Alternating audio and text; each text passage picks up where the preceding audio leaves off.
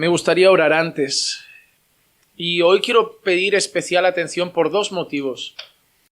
Creo que de todos los textos que he predicado, este es el que me ha tenido peor, por dificultad para mí. Es posiblemente el pasaje que más me ha costado. Incluso en cuanto a este pasaje tendré que ofrecer en un punto 3 posturas posibles, 2 de esas 3 posibles muy probables, y diré la que me decanto, pero sin descartar otra. Debido a su gran dificultad necesito mucha atención para no perderme, así que hoy especialmente voy a pedir que, tanto por mi bien, para que pueda exponer con claridad este asunto, como por el bien de la Iglesia, porque creo que es un tema que si no se explica bien puede generar todavía más inquietudes y dudas. Así que vamos a intentar hoy, más que nunca, dar atención a la clase. Señor, te damos muchas gracias por la oportunidad que nos das de ir delante de tu palabra. Y hoy queremos ir delante de tu palabra pidiendo tu ayuda, especialmente por la dificultad de este pasaje. Señor, permítenos entender la importancia de este texto, no perdernos en las cosas secundarias y perder de vista lo importante. Que nuestro corazón se centre en lo que es el centro de este mensaje. Y ayúdanos, Señor, a poder transmitir tu palabra con claridad. Bendice este estudio y que pueda edificar nuestras vidas. Te lo pido en el nombre de Jesús. Amén. Amén y amén. El título del estudio de hoy que le he querido poner es Maldad y gigantes en la tierra. Y es por la palabra gigantes que he dicho que el tema de hoy va a tener una complejidad grande. Pero me gustaría empezar con una frase de un autor llamado Millard Erickson que dice: el pecado no es simplemente actos y pensamientos incorrectos, sino también pecaminosidad, una disposición interna inherente que nos inclina a actos y pensamientos incorrectos. No somos simplemente pecadores porque pecamos. Pecamos porque somos pecadores. Hermanos, tener un concepto correcto del pecado es sumamente importante entre los creyentes. Cada día se levantan pensamientos humanistas y filosofías que consideran que el hombre por naturaleza es bueno. Es fácil encontrar personas que lleguen a decir que el hombre nace bueno, pero que el mundo lo vuelve malvado. Pero esa no es la realidad que la Biblia muestra del hombre. La Biblia muestra que el hombre es pecador por naturaleza. Tenemos a salmistas diciendo: en pecado fui concebido, en pecado me concibió mi madre. Para mí hay una facilidad de entender esto abismal cuando veo a los niños pequeños. Quien tiene hijos de 2 años, 3 años ya lo va a notar, que no han tenido mucho contacto con la sociedad. Todavía ni siquiera algunos han ido a la escuela y ya puedes ver orgullo en ellos, puedes ver mal temperamento, puedes ver reacciones incluso agresivas cuando no les das lo que ellos te piden. Eso está en ellos. Eso nadie se lo ha enseñado. A los hijos nadie les enseña a mentir, les enseñan que tienen que decir la verdad. A los hijos nadie les enseña a ser egoístas, les enseñan que tienen que aprender a compartir.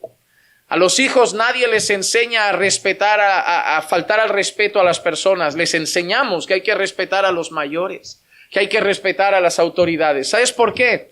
¿Por qué lo malo no hay que enseñárselo? Porque es que si no les animas a hacerlo. No. Es porque ya lo van a hacer. Es muy fácil encontrar un niño que de golpe está jugando con una pelota en un salón y jugando con la pelota tira el jarrón y llega la madre con una cara de nervios delante de él y lo primero que dice es: yo no he sido. Y es ilógico porque está solo. Es capaz de inventar una historia, si tiene un hermano culparle, si tiene un amigo echarle la culpa, echar la culpa al viento, pero con tal de no recibir una reprimenda, un castigo, una reprensión, mienten. Está dentro para defenderse, para protegerse, para salirse con la suya. Y lo que vamos a ver en el relato de hoy es cómo la maldad iba en aumento en la tierra. Hemos dejado atrás Génesis 3, el pecado del hombre. Hombre y mujer, Adán y Eva, salen del huerto. Y ahí empiezan su vida junto a sus dos hijos, Abel y Caín. Y justo al salir del huerto, no era poco el hecho de que el Señor los hubiera expulsado del Edén. El hermano mayor, Caín, decide matar al hermano menor, Abel, porque había sentido envidia al ver cómo el Señor había mirado con favor una ofrenda que Abel había levantado. Y el Señor no se había agradado de la ofrenda que Caín había levantado. Entonces lo que sucede es que Caín se llena de envidia y en esa envidia le da lugar hasta el punto que mata a su hermano. De ahí en adelante dos linajes empiezan a separarse. El linaje de Caín por un lado y luego un nuevo hijo aparece en escena que es Set y su linaje por otro lado. En el linaje de Caín encontramos personas como Lamec, el primer polígamo que vemos en la Escritura, un hombre que alardeaba de haber matado a alguien que lo había lastimado o ofendido, un hombre soberbio y prepotente, un hombre autoritativo con sus esposas, y era todo lo que empezaba a brotar del linaje de Caín. Por otro lado, en el linaje de Set encontramos personas como Enoc, que anduvo con Dios y Dios se lo llevó. Un linaje que decía que empezaban a invocar el nombre del Señor. Por un lado, un linaje impío. Por otro lado, un linaje de adoradores. Y ahora vamos a seguir porque la historia continúa y no debemos perder de vista el trasfondo. Hermanos, corremos el peligro a veces cuando leemos la Biblia de hacer de cada capítulo de la Biblia una historia separada. No, es todo una historia. Y si nosotros perdemos el hilo de la historia, no vamos a captar las ideas y entenderlas bien. Existen, por ejemplo, series de televisión que si tú ves un capítulo y te saltas 4 no pasa nada, porque, no sé, a lo mejor estás de investigación, de policías. Cada capítulo es un caso, un asesinato, una trama, y tú dices, bueno, puedo ver esto y haberme perdido 2. Pero existen otro tipo de series que cada historia va ligada con la anterior, que todo es una historia, y si te pierdes un capítulo, el siguiente no lo entiendes bien porque sabes que algo te has perdido. Yo no sé si han visto alguna serie de esas que dice, yo no puedo ver el 3 si no veo el 2 porque si no voy a notar que me falta información, porque estos ahora están casados, ¿de dónde sale este muchacho? Con la Biblia es así. Los creyentes a veces tienen la tendencia de coger la Biblia como si fuera una serie de capítulos independientes. Pero ahí cometemos un error, porque realmente la Biblia es una sola historia. No son muchos capítulos, sí, son muchos capítulos dentro de una historia. Y por eso si no llevamos el hilo de la historia, podemos entender mal algunas cosas porque nos falta información. Ahora, llegamos a Génesis 6. Y me voy a ir directamente al primer punto, que es el más controversial, es el que me ha traído de bólido y es el que posiblemente lleguemos a tener pensamientos diferentes en esto. Pero yo espero una cosa, que seamos maduros en el Señor. Hermanos, existen temas en la Biblia que son necesariamente, obligatoriamente debemos tener el mismo pensamiento. Que Cristo es el único mediador entre Dios y los hombres, no es negociable. Que la salvación es solamente por gracia, no es negociable. Que hay una gloria eterna y una condenación eterna, no es negociable. Cosas como esas, el Evangelio, que Dios, el Padre es Dios, el Hijo es Dios, el Espíritu Santo es Dios, no es negociable. Que Cristo era totalmente hombre y totalmente Dios, no es negociable. Por esos motivos nos separamos de otras religiones. Nos separamos de testigos de Jehová, nos separamos de adventistas, nos separamos de mormones, nos separamos de católicos romanos, porque son fundamentos. Pero hermanos, debemos ser maduros para entender que hay temas no fundamentales porque no afectan a la salvación. Por otro lado, debemos ser humildes. Humildes para entender que si hay asuntos que buenos teólogos no se han puesto de acuerdo a lo largo de la historia, reconozcamos algo, son difíciles. Porque hay motivos, hay temas en los que ves en un equipo a los buenos teólogos y en otro equipo a los falsos maestros. Y dices, ahí no hay discusión. Pero cuando llegas a un punto en el que ves a excelentes teólogos con una postura y a excelentes teólogos con otra, tienes que reconocer algo. Ese tema es difícil. Les digo un tema, por ejemplo, controversial. El matrimonio y las segundas nupcias. Hay excelentes teólogos, brillantes maestros de la palabra, que te dicen rotundamente, no hay nada que justifique segundas nupcias a no ser la muerte.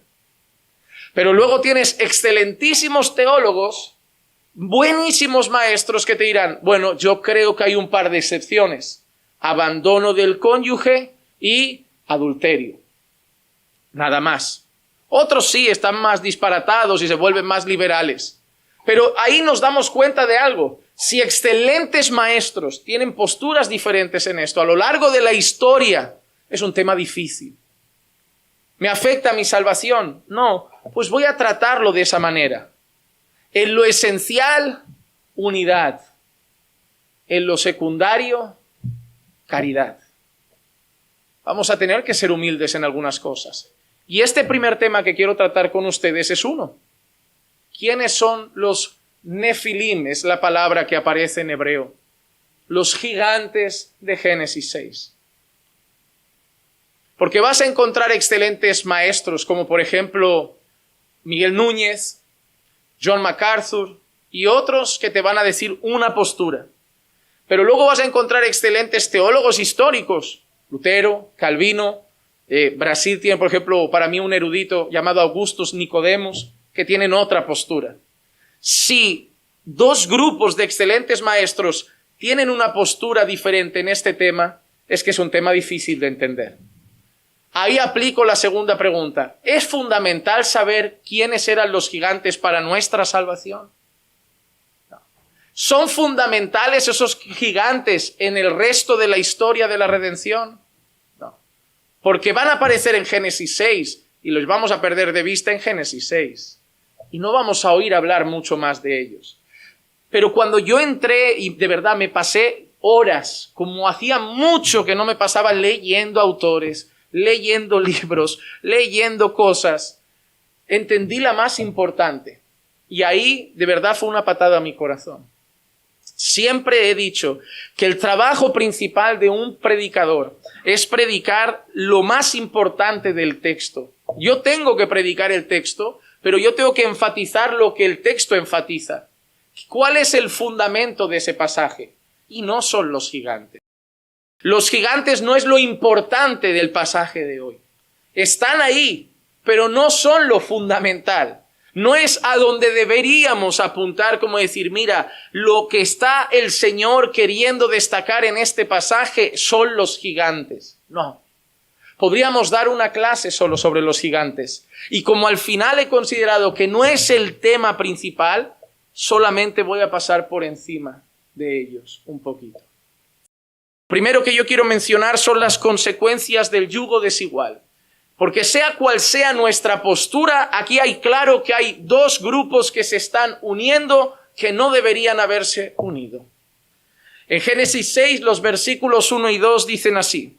Y aconteció que cuando los hombres comenzaron a multiplicarse sobre la faz de la tierra, y les nacieron hijas, los hijos de Dios vieron que las hijas de los hombres eran hermosas, y tomaron para sí mujeres de entre todas las que les gustaban. Es interesante esto. Los hijos de Dios es el gran dilema en el que les he dicho que hay pastores y teólogos que no se ponen de acuerdo. En el capítulo 6 y el versículo 4 repite o dice lo siguiente. Y había gigantes en la tierra en aquellos días, y también después, cuando los hijos de Dios se unieron a las hijas de los hombres, y ellas les dieron a luz hijos. Estos son los héroes de la antigüedad, hombres de renombre. Okay. Yo quiero mencionar varias cosas sobre este tema y presentarles las tres posturas principales que hay. Obviamente y sin ningún tipo de miedo les diré en cuál me decanto yo, pero respeto, como he dicho, a muchos maestros que tienen otra postura.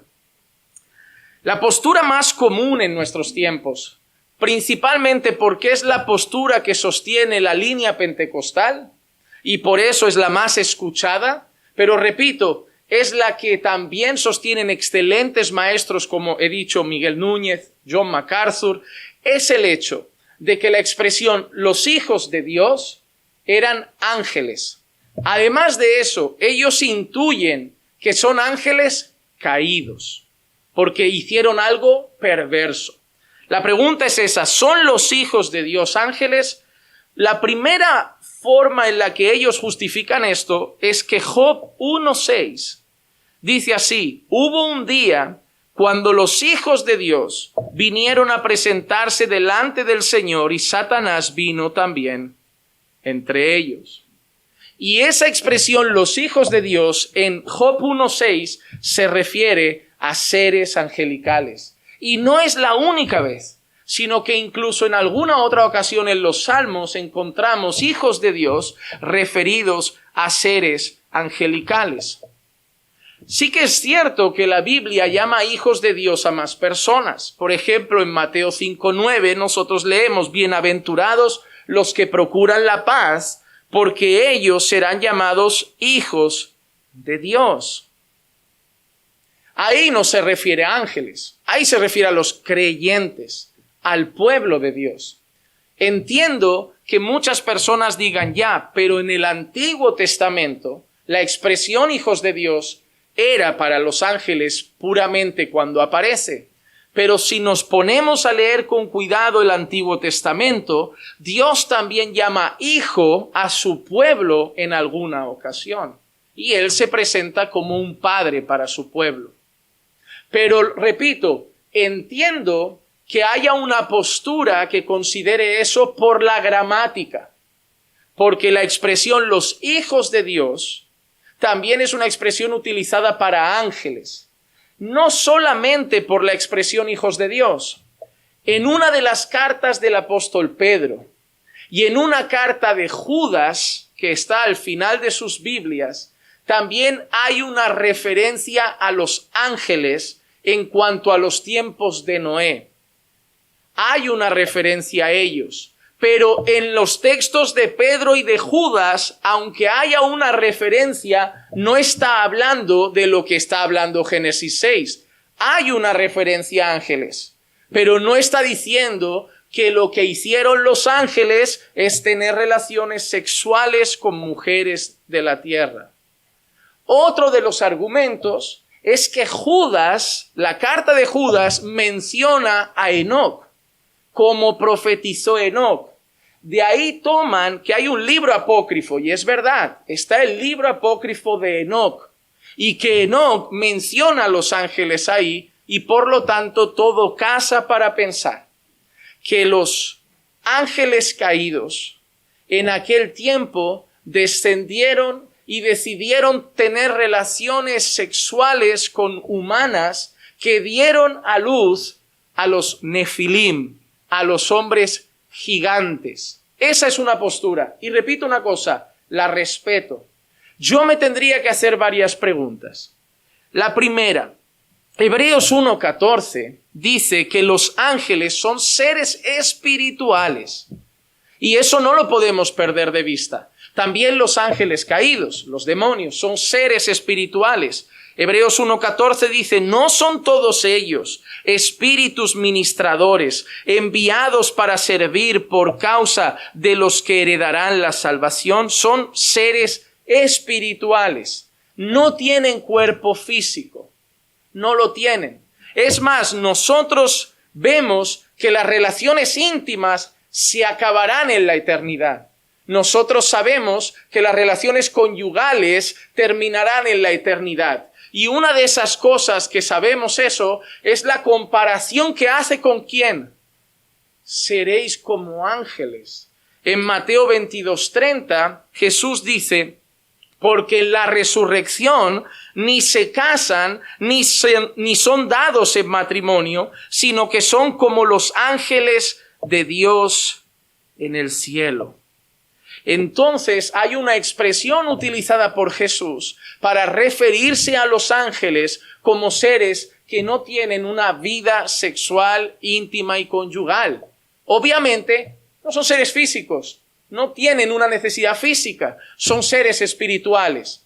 Cuando yo he hablado y he leído, porque como les dije, leí los que tienen las diferentes posturas, lo que yo leí en más de una ocasión es lo siguiente. En la Biblia, en alguna ocasión, los ángeles tomaron forma humana. Sí es cierto, en ocasiones esporádicas, pero casualmente ninguna fue un ángel caído. Fue un ángel del Señor y con un propósito que Dios tenía. No fue nunca un demonio. Por ejemplo, tenemos el caso de Sodoma y Gomorra, donde aparecen unos seres angelicales con forma de hombre. Y sabemos que tienen forma humana porque los hombres de allí querían tener relaciones sexuales con esos dos hombres. Pero no eran demonios, eran ángeles que bajo el permiso y propósito de Dios tomaron una forma humana para un propósito divino. Vemos que también Jacob lucha con un ángel de manera que tiene forma humana. Pero eso siempre tiene que ver con seres alineados con Dios, nunca con demonios. Hay otra cosa que dijeron, hay otra opción, porque dentro de los que consideran que fueron ángeles caídos con mujeres, unos creen eso, que pudieron tomar forma humana, pero yo ahí estoy receloso por el hecho de que ningún demonio ha tomado forma humana en el relato bíblico. Incluso Satanás podía haber llegado con forma humana. ¿Por qué llega como forma de serpiente? Podía haber tomado una forma humana, quizá para tener un diálogo más natural con Eva, y no en forma de serpiente, quizá andando, pero... Por otro lado, algunos dicen que los demonios lo que pudieron hacer es poseer a alguien hasta el punto que tomaran control de su vida y entonces bajo esa posesión tener relaciones con aquellas mujeres. El problema de eso es que las posesiones que vemos en la Escritura se pueden dar, pero vemos a personas que claramente están poseídas, que la gente lo discierne porque son agresivos, porque se lanzan al fuego, porque tienen actitudes destructivas, no que quieren tener familias y formar hogares con otras personas. Por otro lado, aunque un demonio poseyera a una persona, lo que va a pasar de nosotros hacia la mujer es algo nuestro y físico. El ADN que se va a transmitir en la intimidad del varón, en el esperma del varón, es algo físico del varón, no es algo espiritual. Nosotros tenemos hijos de manera física, no tenemos hijos de manera espiritual. Así que por ese lado, el tema de que fueran posesiones tampoco me casan mucho. Hay otra cosa interesante.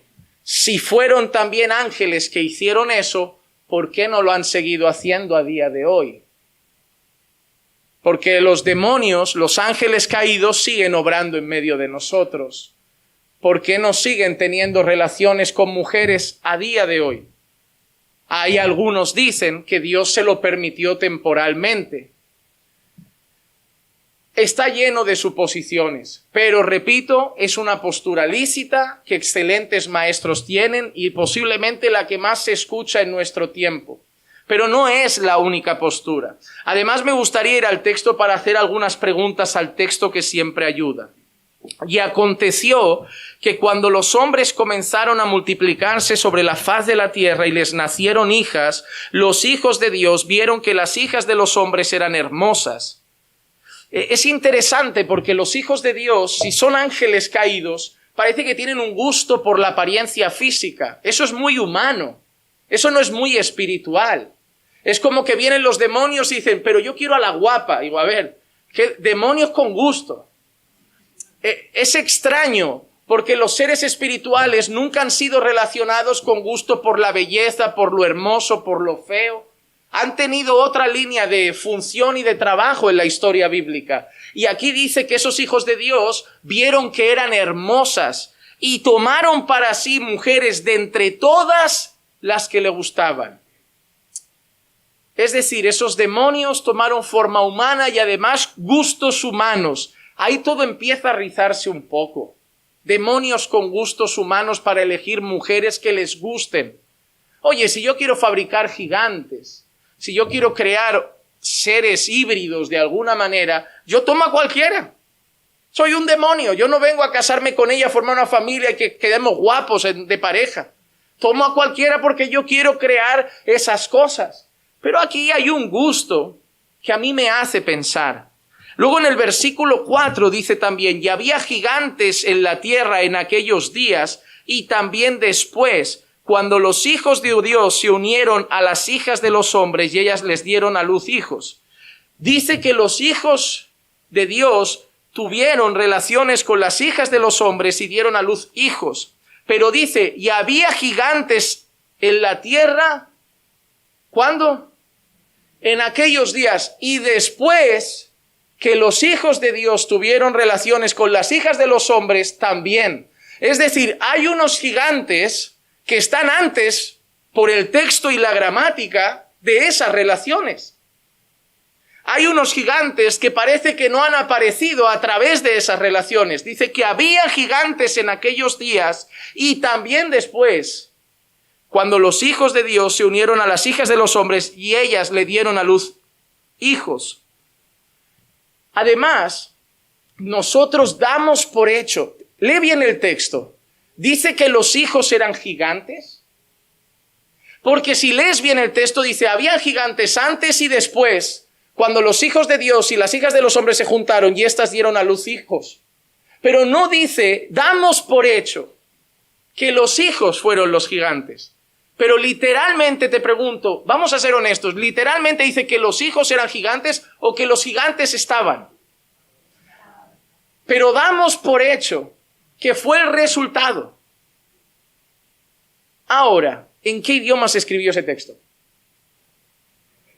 Ok, la palabra más utilizada, gigantes aquí, no es la traducción de la palabra hebrea nefilim.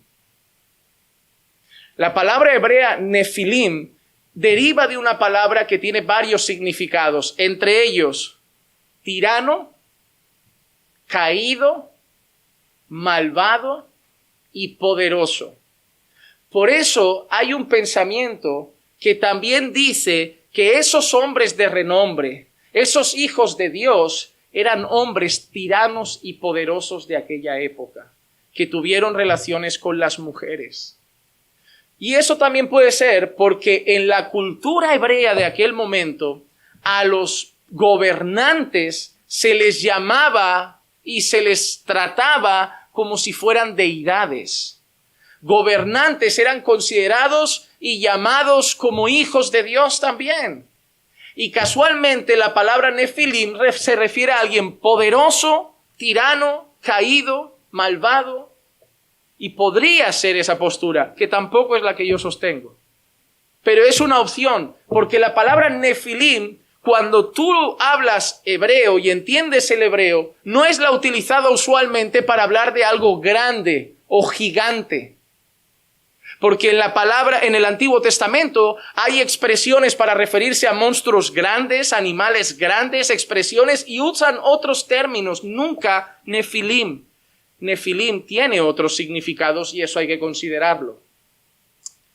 Ahora, hay una cosa que yo siempre he pensado.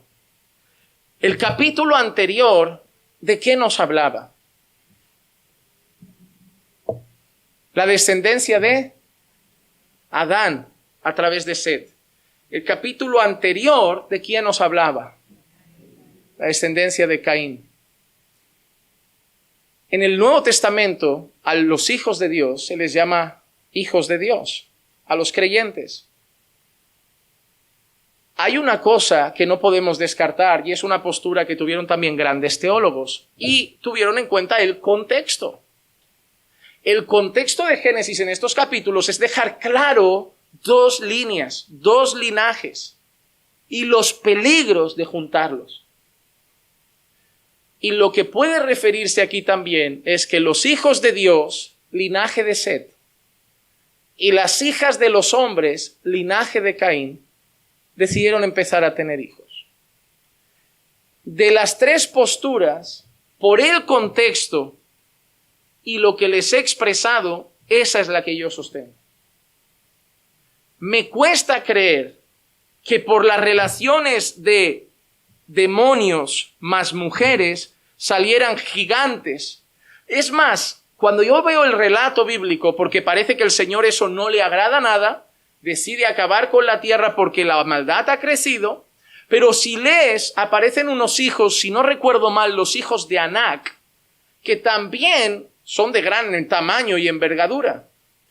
Y David, concretamente, tuvo un combate aférrimo contra una persona que amenazaba al pueblo de Dios y casualmente también era de gran envergadura.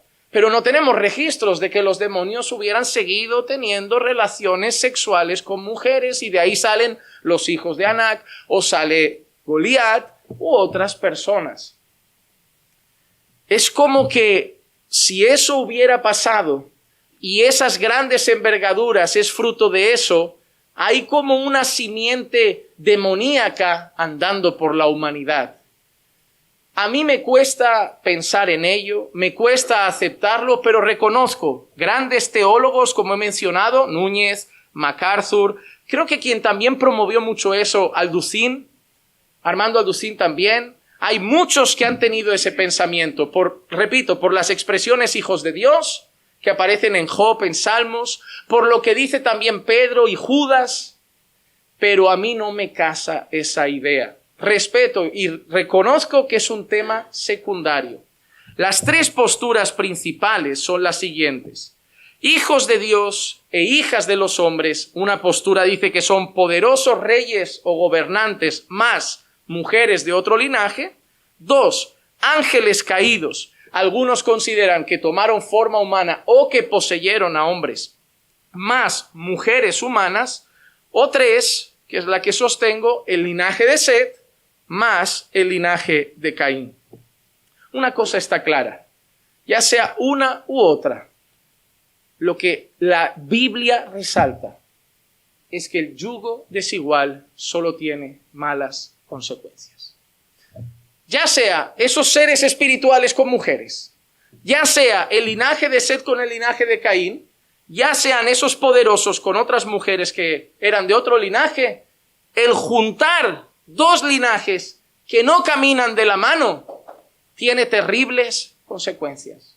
Yo creo que no debemos perder de vista lo más fundamental. Deuteronomio 7, versículos 3 y 4 dice, y no contraerás matrimonio con ellos, no darás tus hijas a sus hijos, ni tomarás sus hijas para tus hijos, porque ellos apartarán a tus hijos de seguirme para servir a otros dioses. Entonces la ira del Señor se encenderá contra ti y Él pronto te destruirá. ¿Qué pasó aquí? Dice que no des tus hijas a sus hijos, ni tomes sus hijos para tus hijas. Tú eres mi pueblo y eso es un pueblo pagano. Si haces eso, ellos van a desviar el corazón. Qué interesante que hoy muchas mujeres tienen como un espíritu misionero. Hay mujeres, hombres solteros en la iglesia que tienen un espíritu misionero. Me voy a ir a buscar un mundano. Cuando el Señor dice que no lo hagas. Que además lo más seguro que pase es que Él desvíe tu corazón hacia el mundo. Que Él aleje tu corazón de Dios. Que ya no vivas una fe como la que debes vivir. Así que Dios prohíbe el yugo desigual. Pero hay una cosa muy interesante aquí sobre el yugo desigual, que termina diciendo, entonces la ira del Señor se encenderá contra ti y Él pronto te destruirá. No es un disparate pensar que el linaje de Set, un grupo de adoradores, empieza a juntarse con el linaje de Caín, un grupo de malvados, y lo que vamos a ver es que la ira del Señor se va a encender y va a destruir la humanidad. Por eso he hecho. Dios aborrece el yugo desigual. Dios aborrece las relaciones entre creyentes y no creyentes. Es diferente cuando alguien está casado, luego conoce al Señor. Hablamos de buscar al impío como elección propia. En 2 Corintios capítulo 6 versículos 14 y 15 dice: no estéis unidos en yugo desigual con los incrédulos, pues ¿qué asociación tienen la justicia y la iniquidad? ¿O qué comunión la luz con las tinieblas? ¿O qué armonía tiene Cristo con Belial? ¿O qué tienen en común el creyente y el incrédulo? Tanto en el Antiguo Testamento como en el Nuevo Testamento, la orden de Dios es clara: no os unáis en yugo desigual. Hermano, repito una cosa: si una persona, miembro de la iglesia, decide entablar una relación con un impío de noviazgo, no se va a poder casar aquí y no va a poder ser miembro. Eso es pecado a los ojos de Dios. No es un consejo, es una orden. No es Dios diciendo: te recomiendo que te cases con un creyente. No, es: no os unáis en yugo desigual. Es una prohibición, y buscar el yugo desigual es ir contra la voluntad de Dios, es pecado y debe ser disciplinado en la iglesia. Porque ¿qué va a pasar si empezamos a promover esos matrimonios mixtos entre creyentes y no creyentes? Ya basta que rogamos para que el Señor salve a aquellos que ya estaban casados y luego conoció uno al Señor, y rogamos para que salve a su esposo o para su esposa, para que encima muchos, contra la voluntad de Dios, decidan emprender ese viaje misionero para creer que salvarán a alguien a través del matrimonio. Eso es que la gente considera que deben elegir por gusto más que por voluntad de Dios. El Señor no te ha dicho si tiene que ser rubio o moreno. El Señor no te ha dicho si tiene que ser alto o bajito. El Señor no te ha dicho si tiene que ser delgado o gordito, pero el Señor te ha dicho que tiene que ser creyente. Y lo hace por cuidar tu fe, por cuidar tu vida espiritual, y porque el Señor quiere que te unas con otro adorador que lo adora en espíritu y en verdad. Hermano, lo importante aquí es que el resultado de una unión de dos linajes o dos grupos de personas fue aborrecido por el Señor, y solo trajo como resultado el multiplicarse la maldad en ese tiempo. Repito, tengo buenos amigos que creen en la postura de ángeles caídos, los quiero y no los considero malos maestros, y es que al final es algo que tendré que estudiar más a fondo, pero hasta hoy no es una postura que me haya convencido, porque me hago mil preguntas sobre esas relaciones entre seres espirituales y seres humanos. Pero repito, dos cosas: una, ¿es eso fundamental en la fe, en el plan de redención, en la salvación? No, es un tema secundario. Por eso sabemos caminar con esas iglesias y pastores que en eso tienen una postura diferente. Pero dos, y más importante, ¿es el tema central de aquí? ¿Los gigantes? No, no lo es. Los Nefilim no son el tema central de aquí. Ahora sí que vamos a ir a llegar al tema central. Génesis 6:3 dice así: entonces el Señor dijo: no contenderá mi espíritu para siempre con el hombre, porque ciertamente él es carne. Serán pues sus días 120 años. La maldad empieza a aumentar de una manera tan severa que el Señor decide hacer algo. No puedo permitir que gente tan malvada, con tanto dolor, tanta amargura en el corazón, tanta iniquidad, tanta lascivia, tanta inmoralidad, tanta violencia, viva 800 años, 900 años, 700 años, que vivan poco. Y son 120. Hermano, ahora piensa una cosa mirando nuestra sociedad. ¿Hay maldad en nuestros días? Imagínate que estos hombres, que estas personas vivieran 900 años. Imagínate que dictadores políticos vivieran 900 años, que asesinos vivieran 900 años, que traficantes de droga, jefes de cárteles vivieran 900 años, que violadores vivieran 900 años. El Señor redujo la vida del hombre. Ahí dice a 120. Luego vamos a leer un salmo que dice: la vida del hombre son 70, 80 años, y ahí llega con artritis, artrosis y dolores. Pero ¿cuál es el motivo? La maldad del hombre. La maldad del hombre. Dios ve ese aumento de maldad y dice algo curioso: no contenderá mi espíritu para siempre con ellos, porque ciertamente Él es carne. Mira qué interesante: no contenderá mi espíritu para siempre con ellos, porque ciertamente es carne. Se ven reflejadas dos palabras interesantes: espíritu y carne. Lo mismo que vemos en Génesis, en la creación del hombre: carne y aliento de vida. El Espíritu Santo, el Espíritu que no iba a contender con el hombre por siempre, ha estado presente desde la creación. Recordemos que en Génesis 1:2 decía: y el Espíritu de Dios se movía sobre la superficie de las aguas.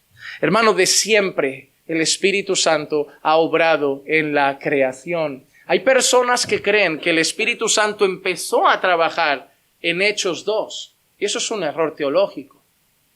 Hay gente que dice: el Espíritu Santo descendió a la tierra en Hechos 2. No. Hechos 2 fue el cumplimiento de una promesa, fue el sello de una nueva etapa, fue el sello de una nueva era, pero no fue el único momento en que el Espíritu Santo empezó a trabajar. Sí, desde aquel momento el Espíritu Santo empezó a trabajar de manera diferente. Pero el Espíritu de Dios ha estado presente en el relato bíblico. Estuvo presente en la creación y ha estado presente ahí claramente, porque el Señor dice que mi espíritu no va a contender con el hombre por siempre. Si sigues leyendo las Escrituras, verás al Espíritu de Dios ayudando a Moisés, David, Josué, cómo el Espíritu de Dios era quien capacitaba a reyes, capacitaba a sacerdotes, ungía y capacitaba a los profetas. Siempre ha estado presente. La diferencia es que en el antiguo pacto vemos la expresión al Espíritu dicha de esta manera: el Espíritu estaba sobre él. Y en el Nuevo Testamento vemos la expresión dicha de esta manera: el Espíritu está en él. Es diferente. Porque sí es cierto que para los creyentes se dice que una vez creyeron, fueron sellados con el Espíritu Santo de la promesa. Por eso hay algo curioso que ves en el antiguo pacto: que el Señor ponía su Espíritu sobre él y luego podía retirar su Espíritu. El Espíritu de Dios podía estar ayudando a Saúl. Saúl desobedece a Dios, deshonra a Dios, y el Señor quita su Espíritu de Saúl. Pero el Espíritu de Dios no está sobre mí. El Espíritu de Dios está en mí. Yo soy templo del Espíritu Santo de Dios. Hay un cambio. Es muy bonito entender esto. Cuando terminemos la parte de la santificación los martes, que volvamos a retomar doctrina fundamental, habrán unas clases dedicadas únicamente, así como hicimos con Jesús, dedicadas únicamente al Espíritu Santo, y podremos entender más cosas. Pero eso es importante. El Espíritu de Dios siempre ha estado. Que nadie piense que empezó a estar en Hechos 2. Siempre ha estado desde la creación, y el Señor dice: no contenderá mi espíritu con el hombre. ¿Por qué? Por el aumento de la maldad. Hermanos, ese es el tema. El tema de Génesis 6 es cómo ve Dios la maldad del hombre. No son los gigantes. No es averiguar y darse 1000 vueltas alrededor de ese asunto. Hay gente que menciona los gigantes y ¿sabes qué hace? Ya desconecta del estudio y empieza a buscar más y pensar, y se ha quedado en los gigantes. Eso es inmadurez. Porque los gigantes no son el tema. El tema es la maldad del hombre. Porque lo vas a ver en Génesis 6, 7, 8. Vas a ver las consecuencias del pecado delante de la nariz de Dios. Gigantes ya no quedan entre nosotros. Pero el pecado sí. Y tenemos que saber cómo le sienta a Dios la maldad. ¿Qué le provoca a Dios el pecado? Eso es lo que debemos ver. En Génesis 6:5 dice: y el Señor vio que era mucha la maldad de los hombres en la tierra, y que toda intención de los pensamientos de su corazón era solo hacer siempre el mal. Y el hombre no ha cambiado. El hombre no ha cambiado. La intención del hombre siempre es hacer el mal. Tú no puedes pensar como los impíos, porque el impío piensa: yo no pienso en hacer siempre el mal. Cuando nosotros vemos aquí hacer siempre el mal, debemos entender que es hacer siempre lo contrario a la voluntad de Dios. Nosotros vemos esto y si lo leemos como un impío pensamos que la voluntad del hombre es siempre matar, violar, asesinar. No, pero puede ser tener una relación sexual con su novia. Puede ser orgulloso, puede ser salirse con la suya con una pequeña mentira. Es siempre el mal, es siempre orgullo, egocentrismo, el amor propio, quererse a sí mismo y su ombligo, protegerse a uno usando mentira o lo que haga falta, usar lo que haga falta para crecer en el trabajo, pisotear a un compañero si tengo que hacerlo para ascender. El hombre siempre va a ser así. Busca lo suyo.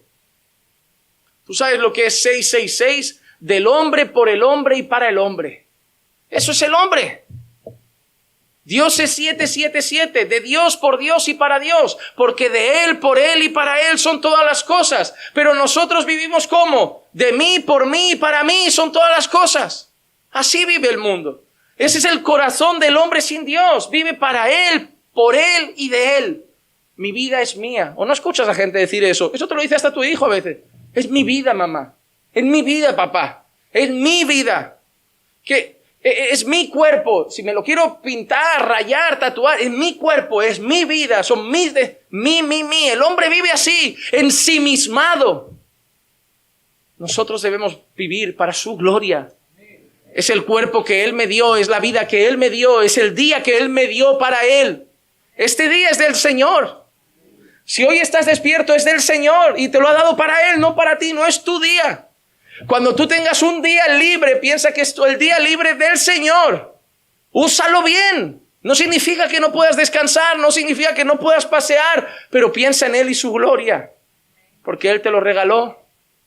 El mundo no es así. El corazón del hombre siempre quiere hacer el mal. Ese es el problema del hombre desde siempre, el corazón. Mateo 15:19, porque del corazón provienen malos pensamientos, homicidios, adulterios, fornicaciones, robos, falsos testimonios y calumnias. Del corazón. Santiago 4:1, ¿de dónde vienen las guerras y los conflictos entre vosotros? ¿No vienen de vuestras pasiones que combaten en vuestros miembros? Todo viene del corazón. Las guerras, los homicidios, los adulterios, las borracheras, las inmoralidades, todo viene del corazón. Y el Señor mira abajo y solo ve maldad. ¿Crees que ahora ve algo diferente? No. Pero entenderemos por qué todavía estamos aquí. Pero sigue viendo lo mismo, porque esa es la condición general del hombre. El Salmo 14, versos 1 al 3 dice: el necio ha dicho en su corazón, no hay Dios. Se han corrompido, han cometido hechos abominables, no hay quien haga el bien. El Señor ha mirado desde los cielos sobre los hijos de los hombres para ver si hay alguno que entienda, alguno que busque a Dios. Todos se han desviado, a una se han corrompido, no hay quien haga el bien, no hay ni siquiera uno. ¿Recuerdan una ocasión que el Señor habla con alguien de manera muy cercana y le dice: mira, yo voy a matar a esa ciudad, a destrozarla? Y ese hombre le dice: Señor, ¿no será que hay ahí unos cuantos justos y destrozas a los justos con la ciudad? Es muy interesante esa conversación. Viene a ser algo como: si me encuentras 100, paro. Bueno, venga, si me encuentras 50, no lo hago. Bueno, venga, si me encuentras 10 en toda la ciudad que valgan la pena, justos, íntegros, que me obedezcan, no lo hago. Mejor cállate. No vaya a ser que tú te vayas con ellos. Porque el Señor siempre toma uno, como veremos hoy al final, y es porque halló gracia. No porque era el mejor, porque halló gracia. El texto nos está enseñando la condición del hombre. La condición del hombre es hacer el mal siempre desde su juventud. Siempre.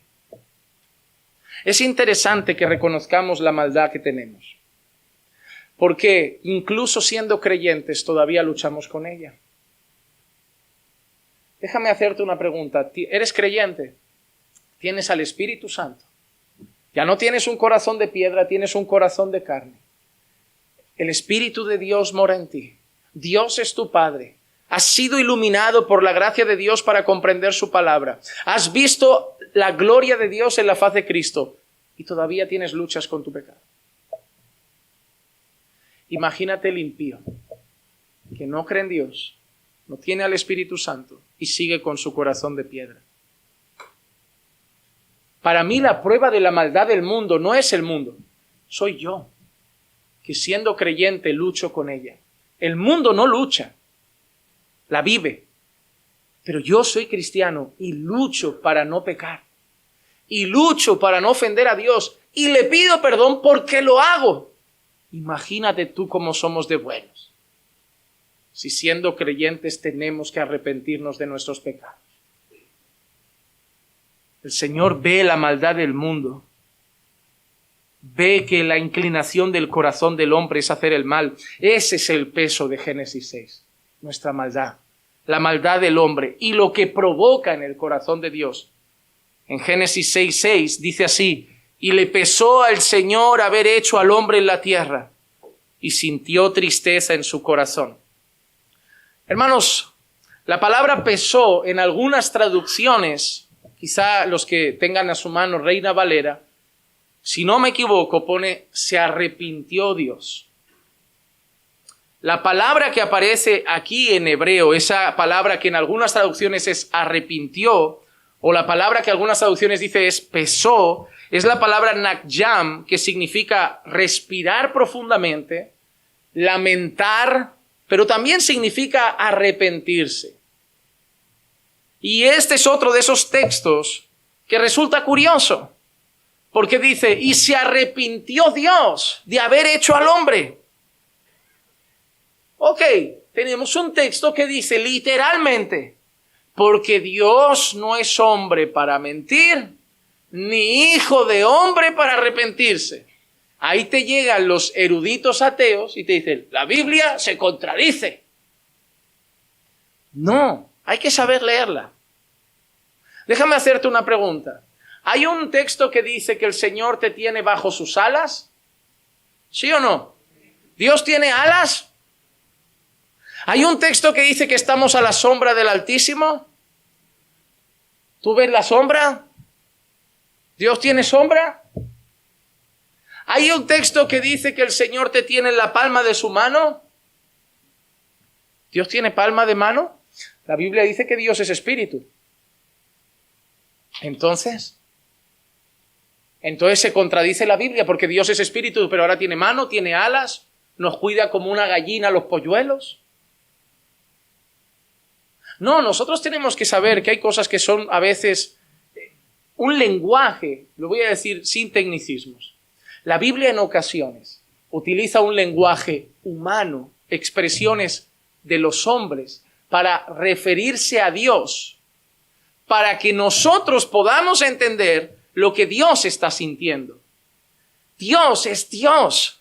Es imposible que nuestra mente limitada y pequeña logre captar lo que Dios puede sentir, lo que Dios puede expresar. Somos demasiado finitos para poder comprender un ser tan eterno e infinito. Entonces, ¿qué hacen algunas expresiones? Se refieren a Dios de una manera humana para que nosotros, con mente humana, hablar humano y pensar humano, entendamos lo que Dios está expresando. Porque si te das cuenta, dice, y le pesó o se arrepintió Dios de haber hecho al hombre en la tierra y sintió tristeza en su corazón. A ver, si Dios se hubiera arrepentido, como tú y yo interpretamos el arrepentimiento, Dios ya no es perfecto. Porque tú y yo, ¿por qué nos arrepentimos? O bien porque hemos pecado, entonces Dios ya sería alguien que puede pecar. O bien porque hemos hecho algo que no es perfecto. He tomado una decisión, no ha sido la acertada, me arrepiento. He dicho una palabra que no ha sido la adecuada, me arrepiento. He construido esto, he pintado aquí la sala, veo que ahora no queda bien, me arrepiento. Arrepentirse es o bien por el hecho de haber pecado, o bien por el hecho de que hemos tomado una decisión imperfecta, mala, equivocada. Si yo creo que Dios literalmente como nosotros se arrepiente, doy por hecho que Dios puede pecar o doy por hecho que Dios se puede equivocar. Entonces tiro a la basura la santidad de Dios, tiro a la basura la perfección de Dios, tiro a la basura todos esos atributos. Por otro lado, si el Señor se arrepintió de haber hecho al hombre, directamente no deja ni a Noé. Los quita de la tierra y ya está. Por otro lado, Dios conoce el pasado, el presente y el futuro. ¿Sí o no? Dios sabía que eso iba a pasar. Entonces, si sabía que iba a pasar y se iba a arrepentir, pues no lo haga. Entonces, no quiere decir literalmente que se arrepintió como nosotros comprendemos ese se arrepintió. Es una palabra que aparece en más de una ocasión en la Biblia. Por ejemplo, en 1 Samuel 15:11 dice: me pesa haber hecho rey a Saúl, porque ha dejado de seguirme y no ha cumplido mis mandamientos. Y Samuel se conmovió y clamó al Señor toda la noche. Yo sabía que no estaba bien, yo dudé, yo cuando puse a Saúl de rey no estaba seguro del todo. Yo estaba aquí con los ángeles hablando, no lo veo claro. Bueno, venga, los ángeles me decían: Dios, arriésgate, quién sabe, igual lo hace bien. Mira, me arrepiento. No, Dios no tiene esas conversaciones. Es más, Dios sabía que Saúl le iba a traicionar porque Dios conoce todo. Lo que Dios nos está dando a entender con estas cosas es que es lo que provocan esas cosas en el corazón de Dios. Por eso dice que Dios mira la maldad del hombre, le pesó al Señor haber hecho al hombre y sintió tristeza, dolor, quebranto en su corazón. Te he dicho que los gigantes no son el tema es cómo le sienta a Dios nuestro pecado. Dios odia el pecado, aborrece el pecado. Le da náuseas. Hermano amado, la gente piensa, y yo reflexionaba ayer sobre esto, la gente piensa que Dios nos mira a nosotros así, feliz y gozoso, porque somos su pueblo, le cantamos y adoramos, y mira al mundo, bueno, lo ignora. No, Dios nos mira a nosotros con gozo y mira al mundo con ira. No. Sí, la Biblia dice: Dios está irado todos los días con los que cometen iniquidad. Dios está irado porque Dios odia esa maldad. Dios aborrece ese pecado. Hermano amado, Dios sintió pesar en su corazón y sigue viendo la misma maldad. Por lo tanto, sigue sintiendo el mismo pesar cuando mira aquí abajo. ¿O qué siente el corazón de Dios cuando un adulto viola a un niño? No, Dios es indiferente, no mira esas cosas. ¿Qué crees que se mueve en Dios al ver esas atrocidades? ¿Tú cómo crees que Dios mira tu casa cuando te estás gritando con tu esposa? Os estáis diciendo barbaridades, tu hijo llorando de miedo en la habitación. ¿Cómo crees que mira Dios eso? ¿Que se pone otro canal? Que dice: no está interesante. Le pesa, lo aborrece. Dios odia el pecado, hermano. Dios no es indiferente al pecado. Y te voy a decir una cosa, como creyentes deberíamos orar para que empecemos a sentir el pecado como Dios lo siente. ¿Sabes cuál es el problema de muchos creyentes? Que quieren ser santos porque Dios dice que seamos santos sin antes sentir el pecado como Dios lo siente. No iremos hacia la santidad a buena velocidad sin antes odiar el pecado a buena velocidad. Mientras veamos el pecado como poquita cosa, no vamos a crecer en santidad. Ora para que Dios te haga santo, pero en esa oración suma una cosa: Señor, hazme sentir por el pecado lo que tú sientes. Hazme odiarlo como tú lo odias. Porque yo soy humano y pecador y he nacido en esta cultura, entonces a mí hay cosas que no me parecen tan graves. Hay mujeres que te dicen: a mí lo del bikini no lo veo tan grave, pero no importa cómo lo ves tú, que has nacido en una generación semidesnuda. ¿Cómo lo ve Dios? A mí esto no lo veo tan grave. Hermano, es que no es como lo vemos nosotros. Es que entonces vamos a tener un dilema eterno entre tú y yo. Tú verás algo más grave, yo veré algo más grave, tú verás esto importante, yo no tan importante. Pero se trata de cómo lo ve Dios. El problema de la iglesia todavía sigue pensando que tiene voz y voto en esta historia.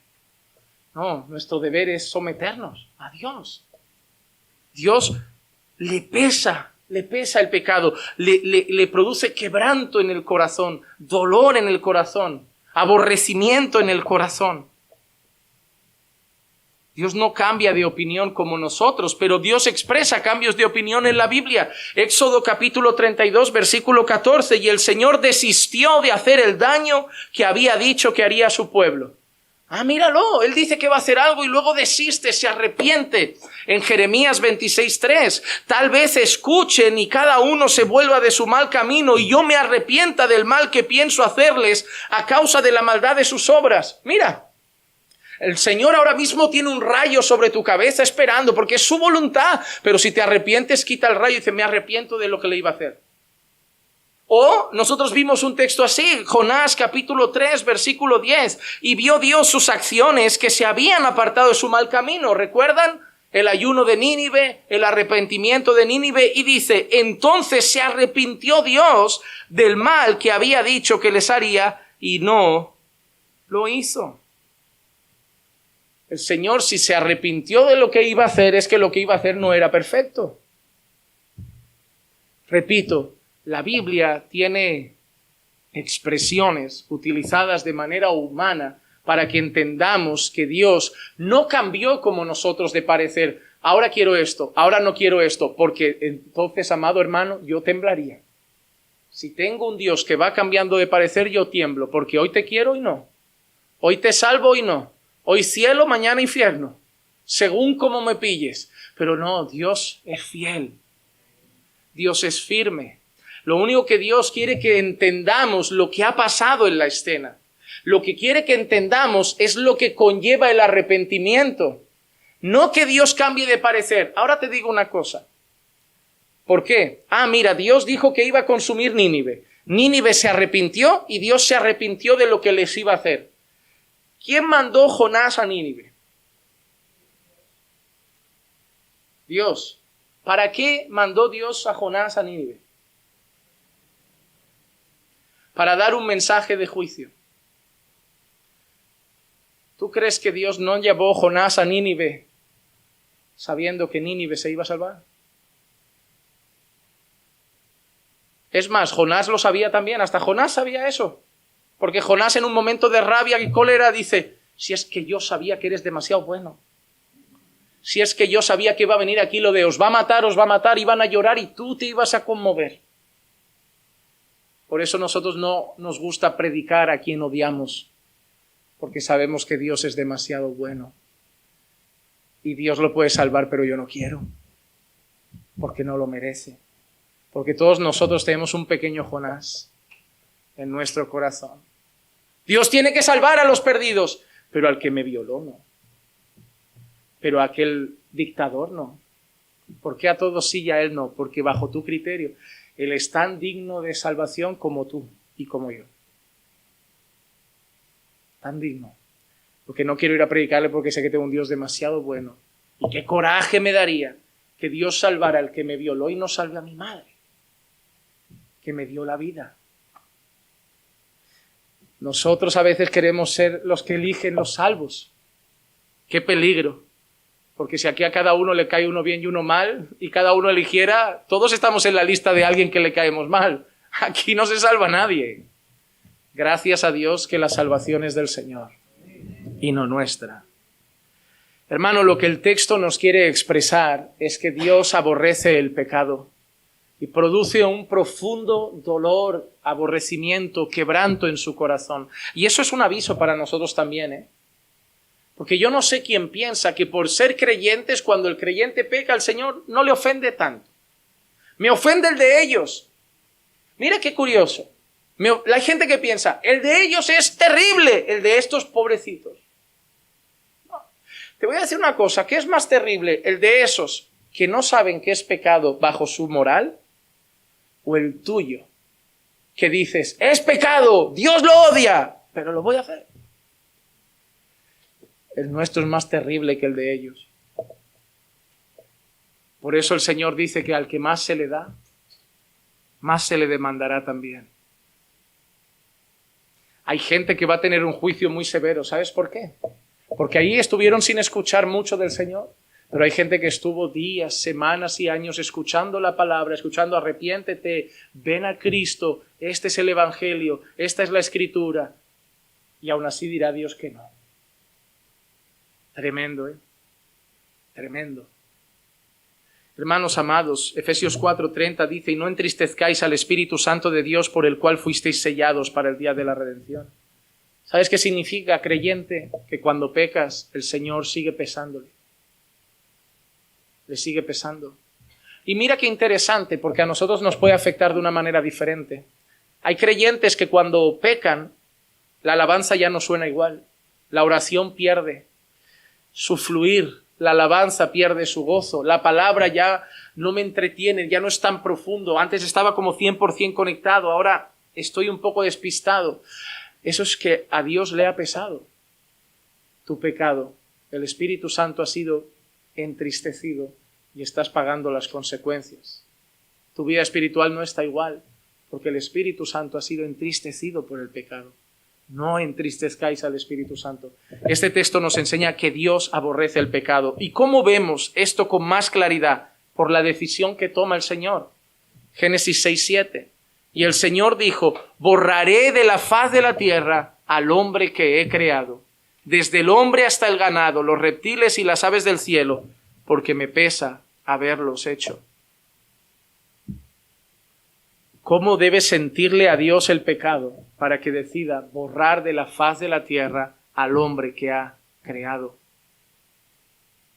Y así vive el mundo hoy, como en aquellos tiempos, con la sentencia del juicio, viviendo como si nada fuera a pasar. Eclesiastés 8:11 dice: como la sentencia contra una mala obra no se ejecuta enseguida, por eso el corazón de los hijos de los hombres está en ellos entregado enteramente a hacer el mal. ¿Te has dado cuenta? Como la sentencia no se ejecuta ahora, siguen haciendo el mal. Yo he visto gente que me ha dicho: si a Dios no le gustara lo que estoy haciendo, me castigaría. Me parece muy curioso, porque es literalmente lo que dice este texto. Gente que a lo mejor, como he dicho antes, no te unas en yugo desigual. Si Dios no quisiera que estuviera con esta persona, me castigaría. Te va a castigar, tranquilo. Pero mira lo que dice el texto: como la sentencia no es enseguida, el corazón del hombre sigue haciendo cosas. Como el adúltero todavía no le pilló su mujer, queda un día más, queda un día más, queda un día más. Como el niño, sus padres todavía no le han pillado, coge otra moneda, coge otra moneda. Nosotros somos así. Como no me salta el radar, sigo a 180. Porque el ser humano es así, solo tiene miedo a la sentencia, no tiene miedo al pecado. Por eso les puedes decir: viene un diluvio. Siguen pecando porque no caen gotas. Está el día claro. Por eso les puedes decir: viene el juicio de Dios. No veo nubes raras, ni me da taquicardia al corazón, ni siquiera creo en eso del infierno. Así es el hombre. Pero así como el Señor decretó juicio sobre esa generación, el Señor también ha decretado un juicio sobre esta. Segunda de Pedro 3:10: pero el día del Señor vendrá como ladrón, en el cual los cielos pasarán con gran estruendo y los elementos serán destruidos con fuego intenso, y la tierra y las obras que hay en ellas serán quemadas. El Señor odia el pecado. Y lo odia hasta el punto, le pesó tanto que determinó erradicar la humanidad de la faz de la tierra.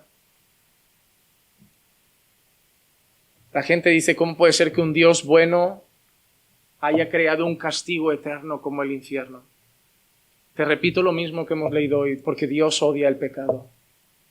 Y cada día te está dando una nueva oportunidad de no estar en ese lugar. Una nueva oportunidad de arrepentirte.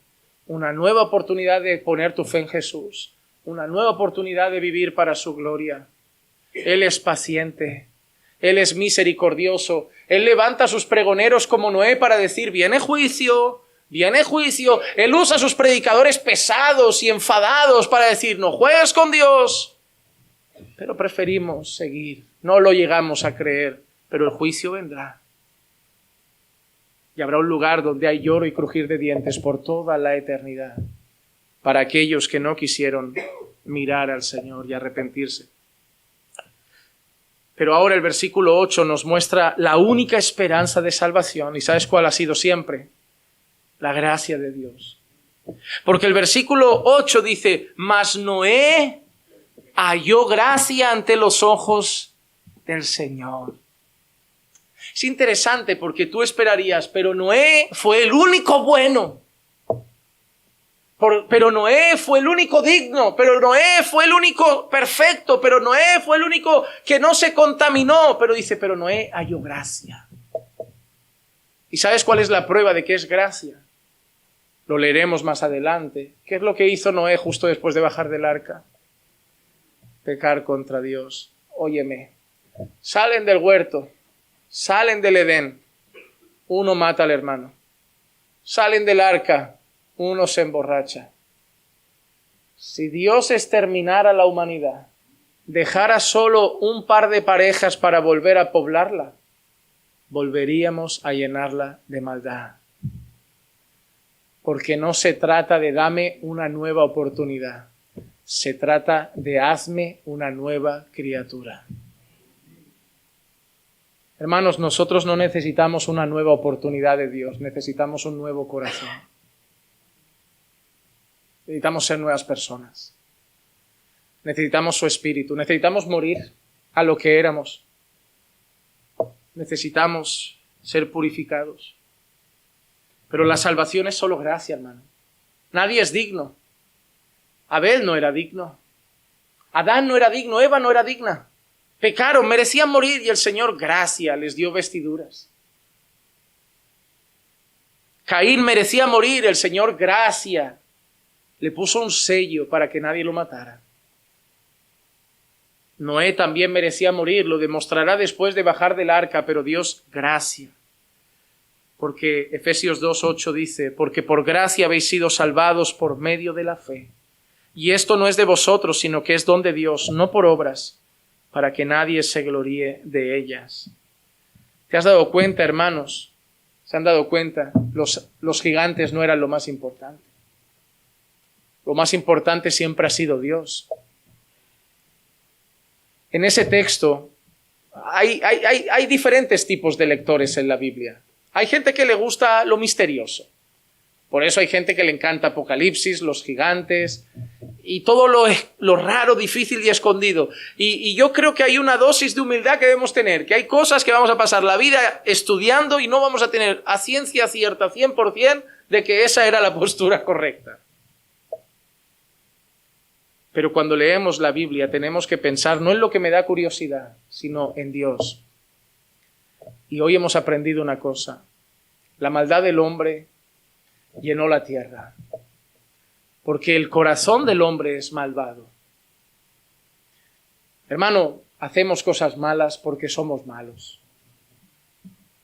No hay otra. Si fuéramos buenos, haríamos todo bueno. Si fuéramos simpáticos, solo seríamos simpatía. Pero a veces estamos amargados porque hay amargura dentro. Hacemos cosas malvadas porque hay maldad dentro. Solamente que le rogamos a Dios, ayunamos y buscamos para que eso cada día muera más y se vea más de Cristo. Pero la misma maldad que había entonces sigue hoy. Allí el Señor le pesó y determinó consumir la tierra con animales incluidos, excepto unas parejas que veremos más adelante. Pero en este tiempo el Señor vendrá con juicio y no habrá un arca disponible para librarnos del diluvio, porque ya no será agua, será fuego. Pero sigue habiendo un arca, y ese arca es Cristo. Y así como Noé decía, entrad en el arca para ser libres del diluvio, tenemos que decirle a este mundo malvado, entrad en Cristo para ser libres del juicio venidero. Porque Dios es santo y su juicio vendrá, porque sigue aborreciendo la maldad y el pecado, y su espíritu no contenderá con los hombres para siempre. Dios es lento para la ira, grande en misericordia, pero el juicio llegará. Y tú y yo, como Noé, debemos ser pregoneros de justicia. A veces pasamos tiempo debatiendo tanto en temas secundarios como quiénes son los gigantes y deberíamos pregonar más. Entra en el arca, que llega el juicio. Habrá gente que se salvará y ni pensará en los gigantes, porque basta con que conozcan a Jesús, el único mediador entre Dios y los hombres, Jesucristo hombre. Que el Señor nos ayude a entender cuánto aborrece el pecado. Que el Señor nos ayude a entender que un juicio está por venir Y que el Señor nos ayude a entender que así como tuvo con Adán y Eva, así como tuvo con Noé, tú y yo estamos aquí no porque somos más dignos, ni más buenos, ni más santos. Estamos aquí porque Juan Manuel halló gracia a los ojos de Dios. Diego halló gracia a los ojos de Dios. Nadine halló gracia a los ojos de Dios. Mónica halló gracia a los ojos de Dios. Clicia halló gracia a los ojos de Dios. Tony halló gracia a los ojos de Dios. Alan halló gracia a los ojos de Dios. Aquí nadie es digno. Solo el Cordero es digno. Bien, vamos a orar. Padre, gracias por hacernos entender, Señor, estas verdades tan importantes, por hacernos entender, Señor, cómo pesa a tu corazón la maldad de los hombres, por hacernos entender, Señor, el quebranto, Señor, el aborrecimiento que produce en ti el pecado, Señor. Ayúdanos a odiar ese pecado porque tú lo odias. Y cada día correr a ti en adoración entendiendo, Señor, que hemos hallado gracia delante de tus ojos. Y ayúdanos a anunciar el Evangelio más y más cada día, para que otros entiendan, Señor, que también pueden entrar, Señor, en el arca de salvación que es Cristo y ser libres del juicio venidero que vendrá sobre todos como un ladrón en la noche. Haznos, Señor, centrar nuestro corazón en lo que es importante, vivir una fe verdadera y tener un corazón agradecido por la gracia salvadora que derramaste sobre nosotros. Te pido, Señor, que a pesar de mi torpeza, de mi limitación, Señor, de verdad, Señor, reconozco que este texto ha sido muy difícil para mí, muy complejo en algunos puntos, pero, Señor, que a pesar de mi debilidad y mi pequeñez, tú hayas podido usar mi vida para, por lo menos, edificar el corazón de tu iglesia y hacerles entender lo más importante. Te lo pido en el nombre de Jesús. Amén. Amén.